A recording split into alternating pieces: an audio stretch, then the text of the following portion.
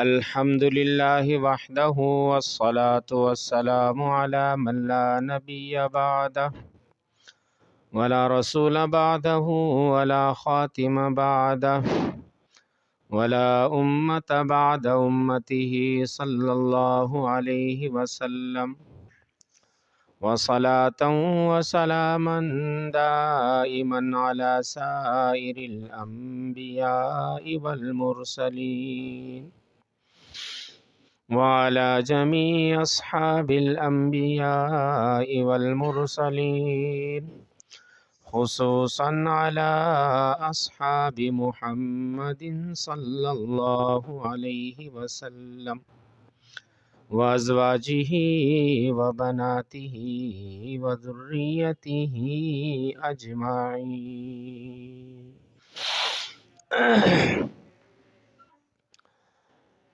أما بعد فأعوذ بالله من الشيطان الرجيم. بسم الله الرحمن الرحيم. آمن الرسول بما أنزل إليه من ربه والمؤمنون كل آمن بالله وملائكته وكتبه ورسله لا نفرق بين أحد من رسله وقالوا سمعنا وأطعنا غفرانك ربنا وإليك المصير. لا يكلف الله نفسا إلا وسعها لها ما كسبت وعليها ما اكتسبت ربنا لا تؤاخذنا إن نسينا أو أخطأنا ربنا ولا تحمل علينا إصرا كما حملته على الذين من قبلنا ربنا ولا تحملنا ما لا طاقة لنا به واعف عنا واغفر لنا وارحمنا أنت مولانا فانصرنا على القوم الكافرين. آمنت بالله وصدق الله وصدق رسوله النبي الأمي الكريم ونحن على ذلك لمن الشاهدين والحمد لله رب العالمين. درود شریف پڑھیں. اللهم صل على سيدنا ومولانا محمد وعلى آل سيدنا ومولانا محمد وبارك وسلم تسليما كثيرا كثيرا. يا رب صل وسلم دائما أبدا على حبيبك خير الخلق كلهم.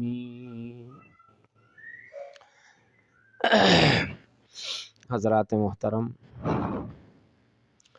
انتہائی خوش قسمتی کی بات ہے کہ ہم اللہ کی کتاب کو سننے کے لیے اور اللہ کی کتاب کو سمجھنے کے لیے یہاں اکٹھے ہوئے ہیں.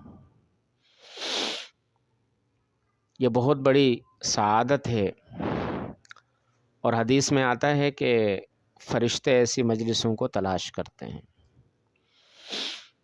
ایسے لوگوں پہ اللہ کی طرف سے خاص رحمت نازل ہوتی ہے، اور مجلس کے اختتام پر ایسے لوگوں کی مغفرت کے فیصلے ہوتے ہیں. اللہ ہم سب کو قرآن کی برکت سے اپنے محبوب بندوں میں شامل فرمائے. قرآن بندوں کو اللہ کے ساتھ جوڑنے کے لیے آیا ہے. حدیث میں ہے، حضرت علی رضی اللہ تعالیٰ عنہ کی روایت ہے، نبی کریم صلی اللہ علیہ وسلم نے ارشاد فرمایا، جس کا خلاصہ یہ ہے کہ تمام مخلوق ایک اندھے کنویں میں پھنسی ہوئی ہے. ہر شخص جان بچانے کے لیے، باہر نکلنے کے لیے ہاتھ پاؤں مارتا ہے، مگر وہ اتنا گہرا کنواں ہے کہ اپنی تمام تر کوشش کے باوجود کوئی شخص نکل نہیں سکتا، اتنے میں آسمان سے ایک رسی آتی ہے. وہ رسی بڑی مضبوط ہے، بڑی بہترین قسم کی رسی، جس کے ٹوٹنے کا کوئی خوف نہیں، اور جس نے اس رسی کو ایک بار تھام لیا اس کے ہاتھ سے اس کے چھوٹنے کا ڈر نہیں. وہ رسی اللہ کا قرآن ہے. جو اس اللہ کے قرآن کے ساتھ وابستہ ہو گیا، گویا کہ اس نے اللہ کی رسی کو تھام لیا اور وہ اپنے رب کے ساتھ جڑ گیا. اور جو اپنے رب کے ساتھ جڑ جائے، پھر اللہ رب العزت اس کو دنیا میں بھی کامیاب کر دیتے ہیں اور مرنے کے بعد بھی کامیاب کرتے ہیں. برادر عزیز مولانا عبد الرازق صاحب جس ترتیب سے بھی درس دے رہے ہیں وہ سلسلہ انشاءاللہ چلتا رہے گا. وہ اپنے سسر کی فوتگی کی وجہ سے سفر پر ہیں. ان کا حکم تھا کہ میں حاضری دوں. تھوڑا بہت تعارف تاکہ بات سمجھنے سمجھانے میں آسانی ہو. 18 سال سے الحمدللہ قرآن پاک کی تفسیر کے ساتھ منسلک ہوں، لیکن اس کے باوجود ایسا نظر آتا ہے کہ جیسے دریا اور سمندر میں سے ایک قطرہ بھی اب تک نہیں پیا. حدیث میں ہے لا تنقضی عجائبہ، قرآن کے عجائبات کبھی ختم نہیں ہوتے. جتنا آپ اس میں غوطے لگاتے چلے جائیں گے آپ موتی نکالتے چلے جائیں گے. لوگوں نے زندگیاں لگا دیں قرآن کو سمجھنے سمجھانے پر، لیکن اللہ کے کلام میں اتنی گہرائی ہے، اللہ کے کلام میں اتنی تاثیر ہے، اللہ کے کلام میں معانی اور مفاہیم کے ایسے سمندر اور دریا پوشیدہ ہیں کہ کوئی بھی یہ نہیں کہہ سکتا کہ میں نے اللہ کے کلام کا حق ادا کر دیا.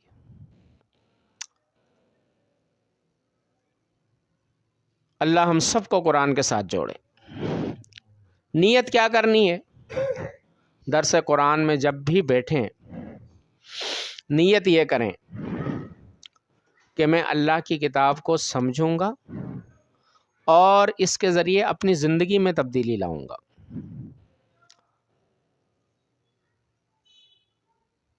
عام طور پہ ہماری نیتیں کیا ہوتی ہیں؟ کسی بھی عالم کا بیان سنتے ہیں، کسی درس میں بیٹھتے ہیں، ارادہ کیا ہوتا ہے؟ دوسرے کو سنائیں گے، گھر والوں کو سنائیں گے، دوست احباب کے سامنے وہ باریک باتیں بیان کر کے ان سے داد سمیٹیں گے. اپنے آپ کو ہم قرآن کا مخاطب نہیں سمجھتے. یہی وجہ ہوتی ہے کہ صحابہ ایک آیت سنتے تھے زندگی بدل جاتی تھی. 60 سال کا کافر قرآن کی ایک آیت سنتا تھا کایا پلٹ جاتی تھی. آج ہم سنتے ہیں، سناتے ہیں، بیان کرتے ہیں، کوئی فرق ہی نہیں پڑتا. کیوں؟ اللہ نے قرآن میں فرمایا انلزمکموہا وانتم لہا کارہون. ہم تمہیں ہدایت کیوں دیں؟ تم نے ہدایت کی نیت کب کی ہے؟ تم نے یہ چاہا کب ہے کہ قرآن کے ذریعے سے میری زندگی میں تبدیلی آئے؟ تم نے تو چاہا ہی نہیں. اس لیے جب بھی قرآن کی مجلس میں بیٹھیں، کسی عالم کے بیان میں بیٹھیں، نیت یہ ہونی چاہیے کہ میں سمجھوں گا اور اپنی زندگی کے رخ کو تبدیل کروں گا. جس طرح صحابہ سر سے پاؤں تک قرآن کے رنگ میں رنگے گئے اور انہوں نے کہا بس اللہ کا رنگ ہمارے لیے کافی ہے. صبغۃ اللہ ومن احسن من اللہ صبغہ، اللہ کے قرآن کے رنگ سے بڑھ کے کوئی رنگ ہمیں نہیں چاہیے. بالکل قرآن کی روشنی میں بدل گئے. ہم بھی یہ نیت کریں کہ ہم اپنے آپ کو تبدیل کریں گے.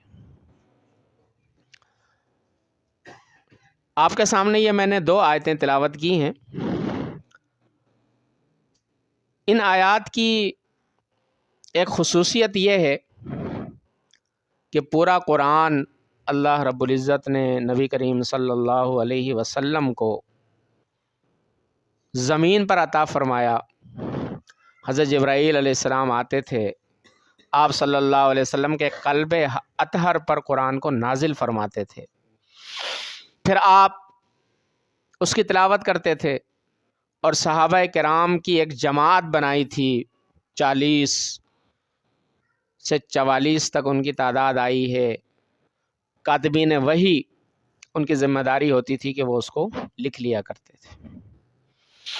پورا قرآن اس طرح نازل ہوا، کچھ مکہ میں، کچھ مدینہ میں، کچھ سفر میں، کچھ آپ کے گھر میں. لیکن جب یہ 2 آیتیں دینے کا موقع آیا تو اللہ نے اپنے محبوب کو عرش پہ بلا لیا. سورہ بقرہ کی آخری 2 آیات یہ آپ کو عرش پر ملی ہیں، آسمانوں پر ملی ہیں. یہ ان کی خصوصیت ہے. اور آپ صلی اللہ علیہ وسلم کا معمول رہا کہ آپ جب بھی سونے کے لیے بستر پر تشریف لے جاتے تھے تو ان 2 آیات کی تلاوت ضرور فرمایا کرتے تھے. ان کو یاد بھی کریں. ان آیات میں اللہ رب العزت نے عقائد کو بیان فرمایا ہے. ایک ہوتا ہے عمل، ایک ہوتا ہے عقیدہ. عمل اسی وقت کارآمد اور مؤثر ہوتا ہے جب عقیدہ درست ہو. اگر عقیدہ صحیح نہیں ہے، آپ جتنی چاہے نمازیں پڑھ لیں، جتنے چاہے روزے رکھ لیں، جتنے چاہے اعمال کر لیں، کچھ بھی کرتے رہیں، عقیدہ صحیح نہیں ہے، کوئی فائدہ نہیں.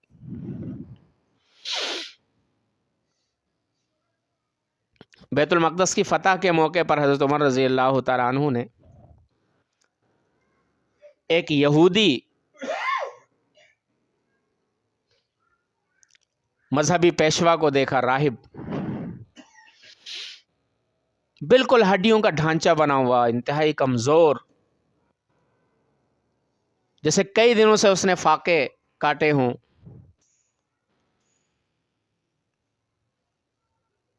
اس کو جب آپ کے سامنے لایا گیا تو پوچھا کہ کتنے عرصے سے اس طرح زندگی گزار رہے ہو؟ اس نے کہا کہ ایک طویل عرصہ ہو گیا ہے، پہلے لوگوں کے درمیان رہا، پھر لوگوں سے بھی دور ہو گیا، اب میں نے ایک مینار کے اوپر ایک اپنا ٹھکانہ بنوا لیا ہے، وہاں جا کے عبادت کرتا ہوں، رہبانیت میں نے اختیار کی ہوئی ہے. فرمایا کہ ایسے ہی لوگوں کے لیے قرآن میں آیا ہے، تھکے ہوئے آئیں گے، چہروں سے تھکاوٹ کے آثار ظاہر ہو رہے ہوں گے، جسم سے تھکاوٹ کے آثار ظاہر ہو رہے ہوں گے، لیکن ان کی تمام محنت ہباء منصورہ، راکھ بنا کر اڑا دی جائے گی. اللہ کو کسی سے دشمنی ہے. وجہ کیا ہے؟ عقیدہ نہیں تھا. اس لیے عقیدے کا درست ہونا ضروری ہے. اور قرآن نے سب سے زیادہ زور عقیدے پر دیا ہے. خاص طور پر ہجرت سے پہلے جتنی بھی آیات اتری ہیں، توحید، رسالت، آخرت، توحید، رسالت، آخرت، سارا زور عقیدے پر. عقیدے میں ملاوٹ ہوئی تو پھر وہ عمل رد کر دیا جاتا ہے. یہاں اللہ رب العزت نے عقائد کو بیان فرمایا ہے. آمن الرسول بما انزل الیہ من ربہ، رسول خود ایمان لایا اس قرآن پر جو اس کی طرف اس کے رب نے اتارا. رسول بھی ایمان لاتا ہے. قرآن پر ایمان، والمؤمنون، سارے ایمان والے بھی قرآن پر ایمان لائے. قرآن پر ایمان کس کو کہتے ہیں؟ اللہ کی آخری کتاب. نمبر 1، قرآن اللہ کی آخری کتاب ہے. نمبر 2، قرآن اللہ کی محفوظ کتاب ہے. کیا ہے؟ محفوظ کتاب ہے. جس طرح لوح محفوظ میں تھی اسی طرح سے آسمان دنیا پر اتری اور اسی طرح سے نبی کریم صلی اللہ علیہ وسلم پر اتری اور اس طرح اسی شکل میں اللہ رب العزت نے اس کو محفوظ کر دیا. 1450 سال کا عرصہ گزرنے کے باوجود کسی ایک لفظ کے اندر بھی کوئی تبدیلی نہیں لائی جا سکی اور قیامت کی صبح تک کوئی تبدیلی نہیں لا سکے گا. کوئی اس کے اندر تبدیلی نہیں ہو سکتی، کوئی تحریف نہیں ہو سکتی، کوئی کمی بیشی نہیں ہو سکتی. قرآن کے ایک ایک لفظ پر، ایک ایک حرف پر، ایک ایک نقطے اور ایک ایک شوشے پر ایمان لانا ضروری ہے. یہ قرآن پر ایمان لانے کا دوسرا تقاضا ہے. قرآن پر ایمان لانے کا تیسرا تقاضا یہ ہے کہ اس کتاب میں اللہ تعالی نے کامیابی کی تمام چیزوں کو، تمام راہوں کو جمع کر دیا. اب کامیابی اس کتاب سے باہر نہیں. جس شخص کو کامیاب ہونا ہے اس کو قرآن کے دامن سے وابستہ ہونا ہوگا. یہودی ہو، عیسائی ہو، کوئی اور ہو، اگر وہ قرآن کے دامن سے وابستہ نہیں ہوا وہ کامیاب نہیں ہو سکتا. 3 باتیں ہو گئیں. چوتھی بات، قرآن اللہ کا کلام ہے. جس طریقے سے اللہ کی ذات ہمیشہ باقی رہنے والی ہے، کبھی فنا نہیں ہوگی، اسی طریقے سے قرآن بھی کبھی فنا نہیں ہوگا. یہ قرآن پر ایمان ہے. رسول بھی ایمان لایا، سارے ایمان والے بھی قرآن پر ایمان لاتے ہیں. کل آمن باللہ، یہ سب اللہ پر بھی ایمان لاتے ہیں. اللہ اپنی ذات میں بھی یکتا اور اکیلا ہے، اپنی صفات میں بھی یکتا اور اکیلا ہے. دونوں چیزوں میں اللہ کی توحید کو ماننا ضروری ہے. یہ جو مشرکین مکہ تھے نا، یہ بھی اللہ کو مانتے تھے. یہ کہیں کشتی میں سفر کر رہے ہوتے تھے، کشتی ڈولنے لگتی تھی تو پہلے یہ اپنے بتوں کو پکارتے تھے. ہر قبیلے والے نے اپنا بت اپنے ساتھ ہی رکھا ہوتا تھا. ان سے مانگنا شروع کر دیتے تھے. جب کچھ نہیں ہوتا تھا پھر سارے بت اٹھا کے وہ سمندر میں پھینک دیتے تھے اور کہتے تھے یا صمد یا صمد، بچانے والی ذات تو تیری ہے. کیوں مشرک تھے؟ اللہ کے ساتھ دوسروں کو بھی مانتے تھے. اللہ کو ذات کے اعتبار سے بھی اکیلا ماننا، اختیارات کے اعتبار سے بھی اکیلا ماننا. اس نے اپنے اختیارات تقسیم نہیں کیے. دیتا بھی وہ اکیلا، لیتا بھی وہی ہے. سارے اختیارات اس نے اپنے ہاتھ میں رکھے ہوئے ہیں. وہی مختار کل ہے، وہی عالم الغیب ہے، وہی ہر جگہ حاضر ناظر ہے، وہی اعلیٰ کل شیء قدیر ہے، جو چاہے کرتا ہے، کن فیکون کا مالک ہے. اللہ پر ایمان. کوئی اس کا بیٹا نہیں، اولاد نہیں، اس کو اولاد کی ضرورت ہی نہیں. حدیث میں آتا ہے اللہ رب العزت نے فرمایا، حدیث قدسی، جس میں آپ صلی اللہ علیہ وسلم کہتے ہیں کہ اللہ نے فرمایا، اس کو حدیث قدسی کہا جاتا ہے. بنی آدم نے مجھے گالی دی، بنی آدم نے مجھے گالی دی کیونکہ وہ میرے بارے میں یہ عقیدہ رکھتا ہے کہ اللہ کی اولاد ہے. آج آپ میں سے بہت ساروں نے میسج کیے ہوں گے میری کرسمس ہے، سوچا ہی نہیں ہوگا اس کا مطلب کیا ہے. اس کا مطلب ہے اللہ نے اولاد جنی، اللہ کا بیٹا ہوا. کہتے ہیں جی قباحت کیا ہے، حرج کیا ہے؟ اس ملک کے اندر عیسائی بھی رہتے ہیں، ہمارے پڑوس میں رہتے ہیں. یہ ہمارے 9 نمبر میں 9B کے اندر بہت سارے ہیں. ہمارے پڑوس میں عیسائی رہتے ہیں. وہ خوشیوں کے موقع پہ ہمیں مبارکباد دیتے ہیں اور ہماری خوشیوں میں شریک ہوتے ہیں. آج ان کی خوشی کا موقع ہے، اگر ہم نے ان کو مبارکباد دی تو کیا ہوا؟ اس خوشی کے پیچھے جو تصور ہے وہ مشرکانہ تصور ہے. اس سے میں بحث نہیں کر رہا کہ واقعی 25 دسمبر حضرت عیسیٰ علیہ السلام کی پیدائش ہے یا نہیں ہے، لیکن اگر مان بھی لیا جائے تو وہ کہتے ہیں اللہ کا بیٹا ہوا۔ اللہ کہتا ہے قل هو اللہ احد اللہ الصمد لم یلد ولم یولد، اس کا کوئی بیٹا نہیں، اس کو حاجت ہی نہیں ہے۔ تورات کے اندر، عہد نامہ جدید کے اندر حضرت عیسیٰ علیہ السلام کی جہاں پیدائش کا ذکر ہے نا، وہاں پر بھی یہ بات ہے، اور قرآن میں سورہ مریم میں تو بڑی تفصیل سے ہے کہ حضرت مریم کو روح القدس نے کہا کہ یہ تازہ کھجور کا درخت ہے، اس کو ہلاؤ تو کھجوریں تمہارے اوپر گرنا شروع ہوں گی، ان کو کھاؤ اور اس کے ذریعے سے توانائی حاصل کرو۔ عیسائیوں سے پوچھیں کہ دسمبر کے مہینے میں کھجوریں دنیا کے کون سے خطے میں ہوتی ہیں؟ یہ کھجور کا موسم ہے۔ سرما کے موسم میں تازہ کھجوریں سکھر والوں سے جا کے پوچھیں ہوتی ہیں؟ ایران والوں سے پوچھ لیں، کہیں بھی نہیں ہوتی۔ خود ہی ایک تاریخ بنا لی، چل پڑے۔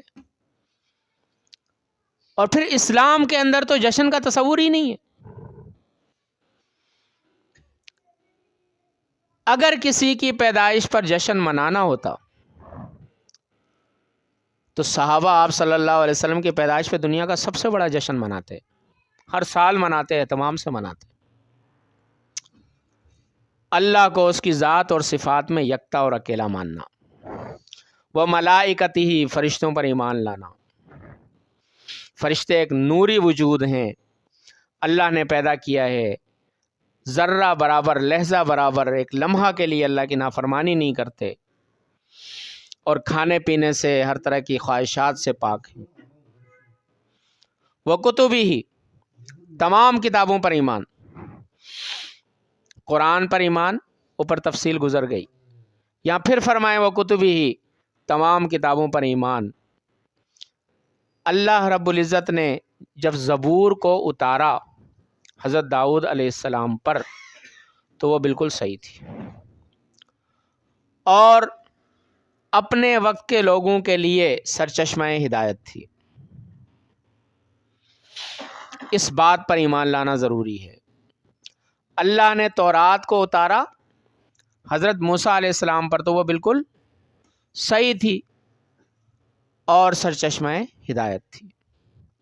اللہ نے انجیل کو اتارا، اللہ کا پیغام تھا، حضرت عیسیٰ علیہ السلام پر اس کو اللہ نے اتارا، وہ بالکل صحیح تھا اور سرچشمہ ہدایت۔ زبور تو بالکل ہی ختم ہو گئی، کہیں بھی نظر نہیں آتی۔ عہد نامہ قدیم کے اندر زبور کے نام سے چند صفحات ہیں بس۔ تورات موجود ہے، تورات ایک نہیں ہے، عہد نامہ قدیم اور جدید کے 5 ایڈیشن تو وہ ہیں جو معروف ہوئے ہیں، اس میں انجیل اور تورات دونوں آ گئیں، جدید کے اندر انجیل ہے، اور 80 ایڈیشنوں میں سے ان لوگوں نے طے کر لیا تھا بس یہ 5 کو لینا ہے، اور کہتے ہیں اس کا طریقہ یہ تھا کہ جی لاٹ پادری صاحب نے کہا کہ ایسا کرتے ہیں، یہ 80 کی 80 کتابیں جو ہے نا وہ ہم ٹیبل کے اوپر رکھتے ہیں، ان میں سے صبح آ کے دیکھیں گے جو نیچے گری ہوئی ہوں گی نا بس وہی صحیح ہیں۔ خداوند خدا آئیں گے اور وہ ان کتابوں کو ٹیبل سے اٹھا کے نیچے گرائیں گے۔ ہو سکتا ہے کسی کو پیسے دیے ہوں، کوئی بلی آ گئی اس نے 5 کتابیں نیچے گرا دیں، صبح وہ جو 5 تھیں کہا جی بس یہ ٹھیک ہے۔ تورات اور انجیل پر، زبور پر اجمالی ایمان۔ اجمالی ایمان کا مطلب یہ ہے کہ جیسا اللہ نے اتارا تھا، جیسا نبیوں پر اترا تھا وہ بالکل پرفیکٹ تھا، بالکل صحیح تھا، ہم اس پر ایمان لاتے ہیں۔ اور قرآن پر تفصیلی ایمان کے ابھی بھی جو کچھ ہے، نقطہ شوشہ، حرف حرف، جملہ جملہ، ایک ایک حکم بالکل صحیح ہے قیامت تک کے لیے۔ بات سمجھ میں آ رہی؟ ورسولہ ہی، تمام رسولوں پر ایمان، جتنے بھی آئے۔ 26 کا تذکرہ قرآن میں ہے، صرف 26۔ 1,24,000 میں سے 26 کا ذکر قرآن میں ہے، 313 کا ذکر حدیث میں ہے، کل ملا کے 400 بنا لیں۔ کچھ ایسے ہیں جن کے حوالے سے اختلافات ہیں اور حدیث میں ان کا تذکرہ آیا ہے، سب ملائیں 600 بن جاتے ہیں، آئے ہیں 1,24,000، ہمیں نام تک نہیں معلوم، لیکن ایمان لانا ضروری ہے کہ جو نبی جس دور میں آیا تھا وہ اللہ کا بھیجا ہوا تھا۔ ہمیں نام آتے ہیں تب بھی وہ صحیح تھا، ہمیں نام نہیں آتے پھر بھی وہ صحیح تھا، وہ اللہ کا بھیجا ہوا تھا۔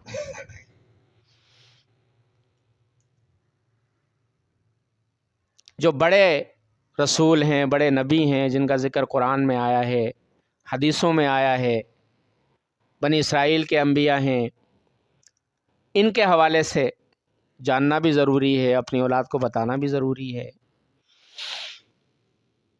ان کے پیغام کو قرآن نے جگہ جگہ ذکر کیا ہے، اس کو پڑھنا سمجھنا بھی ضروری ہے۔ اگلی بات، لا نفرق بین احد من رسلی، کسی رسول میں ہم فرق نہیں کرتے ایمان لانے کے اعتبار سے، ایمان لانے کے اعتبار سے۔ حضرت آدم علیہ السلام پر ہم ایمان لاتے ہیں، حضرت نوح علیہ السلام پر، شیس علیہ السلام پر، شعیب علیہ السلام پر، سب پر ہم ایمان لاتے ہیں۔ ایمان کے اعتبار سے ہم فرق نہیں کرتے کہ نعوذ باللہ محمد صلی اللہ علیہ وسلم پر ہمارا ایمان 100% ہے، حضرت عیسیٰ علیہ السلام پہ 50% ہے، نہیں۔ جس طریقے سے محمد صلی اللہ علیہ وسلم کا انکار کرنے والا دار اسلام سے خارج ہے، اسی طریقے سے ایک غیر معروف نبی حضرت دانیال علیہ السلام، جن کا نام صرف حدیث میں آتا ہے، ان کا انکار کرنے والا بھی دار اسلام سے خارج ہے۔ یہودی کیوں گمراہ ہوئے؟ کہا جی ہم عیسیٰ علیہ السلام کو نہیں مانتے، عیسیٰ علیہ السلام کو نہیں مانتے۔ کیوں؟ تورات میں بہت سارے حکم ایسے تھے جن کو عیسیٰ علیہ السلام نے آ کے کینسل کروا دیا، اللہ کی مرضی ہے نا، کینسل ہو گئے۔ کہا جی یہ ہماری کتاب کے حکموں کو چھیڑتے ہیں اس لیے ہم ان کو نہیں مانتے، گمراہ ہو گئے۔ عیسائیوں نے کہا جی ہم عیسیٰ علیہ السلام کو مانتے ہیں، محمد صلی اللہ علیہ وسلم کو نہیں مانتے، گمراہ ہو گئے۔ ہم سب کو مانتے ہیں۔ لا نفرق بین احد من رسلی، ایمان کے حوالے سے ہم کسی رسول میں کوئی فرق نہیں کرتے، تمام رسولوں پر ایمان لاتے ہیں اور سب پر ایمان کو اسی طرح سے لازمی اور ضروری سمجھتے ہیں جس طریقے سے کہ نبی کریم صلی اللہ علیہ وسلم پر ایمان لانا ضروری ہے۔ مراتب کے اعتبار سے فرق ضرور ہے، اس کا ذکر آگے آل عمران میں ہے، حضرت پڑھائیں گے آپ لوگوں کو۔ تلک الرسل فضلنا بعضهم علی بعض، بعض کو بعض پر ہم نے فضیلتیں دی ہیں، لیکن ایمان کے اعتبار سے کوئی فرق نہیں۔ اس کے بعد ایک دعا سکھائی ہے اللہ رب العزت نے، وقالو، ایمان والے کہتے ہیں، سمعنا، ہم نے سنا، واطعنا، ہم نے مان لیا، غفرانک ربنا، اے رب ہماری مغفرت فرما، وإلیک المصیر، آخر کار تیرے پاس ہی آنا ہے۔ یہ دعا یاد کر لیں، سمعنا واطعنا، غفرانک ربنا، وإلیک المصیر، اس کو اپنی دعاؤں کا حصہ بنائیں۔ آگے اللہ نے ایک ضابطہ بیان کیا ہے، لا یکلف اللہ نفسا الا وسعها، اللہ تعالیٰ کسی کو بھی اس کی طاقت سے زیادہ تکلیف نہیں دیتا۔ اس کا مطلب ہے سردیوں میں فرض کی نماز یہ کوئی ظلم نہیں ہے۔ سخت سردی ہے، آپ نے گرم رضائی اوڑھی ہوئی ہے، ادھر سے اذان ہو گئی، 6:40 پہ جماعت ہے، بھائی اب کیا کریں، یہ تو بڑا مسئلہ ہو گیا ہے۔ لائٹ نہیں ہے کہ گیزر چلائیں، اور گیس بھی آج کل نہیں آ رہی ہے، گیس کا ہیٹر بھی نہیں چلا سکتے، کریں تو کیا کریں، چلو جی سو جاتے ہیں۔ لا یکلف اللہ نفسا الا وسعها، اللہ حکم دے رہا ہے تو اس کا مطلب ہے آپ کے اندر طاقت ہے۔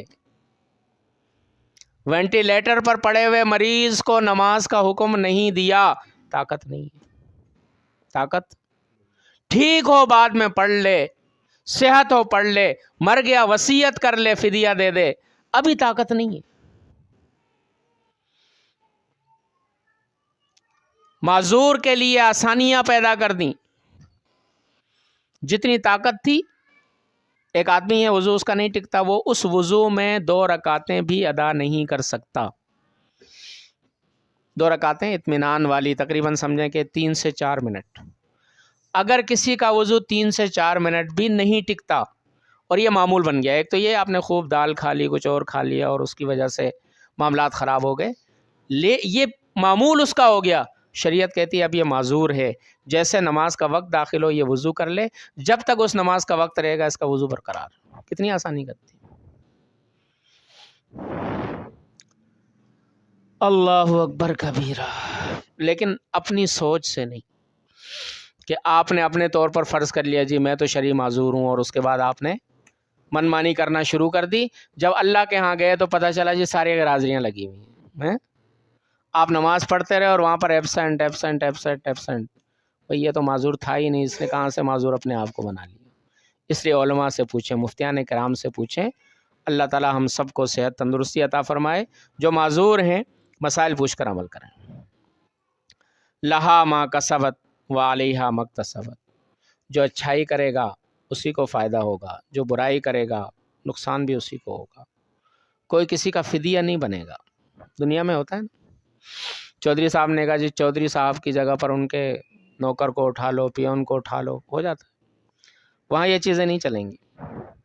پھر ایک اور دعا سکھائی، ربنا، اے ہمارے پروردگار۔ یہ رب بڑا پیارا لفظ ہے، رب۔ حدیث میں آتا ہے کہ جو شخص اللہ تعالیٰ کو رب کہہ کر مخاطب کرے، اللہ کی طرف سے 3 مرتبہ جواب آتا ہے، لبیک یا عبدی، لبیک یا عبدی، لبیک یا عبدی، میرے بندے میں حاضر ہوں، میں حاضر ہوں۔ ربنا، اے ہمارے پروردگار، اے ہمارے پالنے والے، لا تؤاخذنا، تو ہماری پکڑ نہ فرما، ان نسینا، اگر ہم کچھ بھول گئے، او اخطانا، یا ہم نے غلطی کر لی۔ بھولنا اور غلطی کرنا تو سمجھتے ہیں نا۔ ربنا، اے ہمارے پروردگار، ولا تحمل علینا اسرا کما حملتہ علی الذین من قبلنا، ہمارے اوپر ایسا کوئی سخت حکم نہ بھیج جو آپ نے ہم سے پہلے والوں پر بھیجا۔ بڑے سخت احکامات تھے، یہ تو نبی کریم صلی اللہ علیہ وسلم کا صدقہ ہے۔ بڑی آسانی ہے، بڑی آسانی ہے۔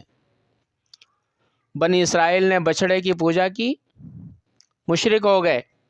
بعد میں احساس ہوا، حضرت موسیٰ علیہ السلام کے پاس آئے، حضرت ہم نے بہت بڑی غلطی کر لی، اب توبہ کرنا چاہتے ہیں، بتائیں کیسے توبہ ہوگی؟ فرمایا جنہوں نے بچھڑے کی پوجا نہیں کی ہے وہ ان کو جنہوں نے پوجا کی ہے قتل کریں۔ ادھر باپ سامنے بیٹا، بیوی شوہر، بھائی بھائی کے سامنے، کہ حضرت بڑا مسئلہ ہو گیا، یہ تو ہم سے نہیں ہو سکے گا۔ اللہ بھی بڑا غفور و رحیم ہے نا۔ توبہ پر آمادہ ہو گئے تھے لیکن تھوڑی سی رکاوٹ آ گئی، اللہ نے بادل بھیج دیا، اندھیرا کر دیا، سامنے کون ہے پتہ ہی نہیں چل رہا، یہ گیا وہ گیا، یہ گیا وہ گیا، 70,000 آدمی قتل ہوئے۔ فرمایا بس سب کی توبہ قبول ہو گئی۔ کیا خیال ہے اس دور میں ایسا کوئی حکم آ جاتا تو ہم کرتے ہیں؟ حضرت عیسیٰ علیہ السلام کی شریعت میں آدمی رات کو جب گناہ کرتا تھا صبح اس کے دروازے کے اوپر لکھا ہوا ہوتا تھا۔ یہ ہم آج سارے کے سارے جو حاجی امانت اللہ خان بنے ہوتے ہیں، کیا خیال ہے؟ بڑے پارسا بنے ہوتے ہیں، تر دامنی پہ شیخ ہماری نہ جائیو، دامن نچوڑ دیں تو فرشتے وضو کریں، لکھا ہوا ہوتا تھا اس نے یہ پاپ کیا ہے۔ ہم پر اس طرح کی سختیاں نہ کر جیسے تو نے ہم سے پہلے والوں پر کی، ہمارے لیے آسانیاں فرما۔ ربنا ولا تحملنا ما لا طاقت لنا بھی، اے ہمارے رب جس چیز کی ہم طاقت نہیں رکھتے وہ بوجھ ہم پر نہ ڈال۔ آگے یہ جو 3 جملے ہیں، حدیث میں آتا ہے کہ ہر جملے پر نبی کریم صلی اللہ علیہ وسلم نے آمین کہی، اس لیے ہر جملے کے بعد وقفہ ہے، تو آپ بھی سنت کی اتباع میں آمین کہیں گے۔ واعف عنا، ہمارے ساتھ درگزر کیجئے، واغفر لنا، ہمیں بخش دیجئے، ورحمنا، ہم پر رحم کیجئے۔ تینوں میں آپ صلی اللہ علیہ وسلم نے آمین فرمائی، اسی لیے وقفہ وقفہ وقفہ لکھا ہوتا ہے۔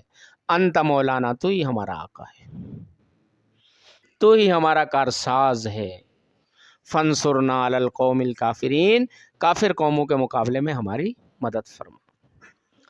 اللہ تعالی ہمیں قرآن پر، قرآن کے منشا پر چلنے کی، قرآن کو سمجھنے کی، قرآن کی دعوت کو پھیلانے کی توفیق عطا فرمائے۔ کوئی سوال کرنا چاہیں کر سکتے۔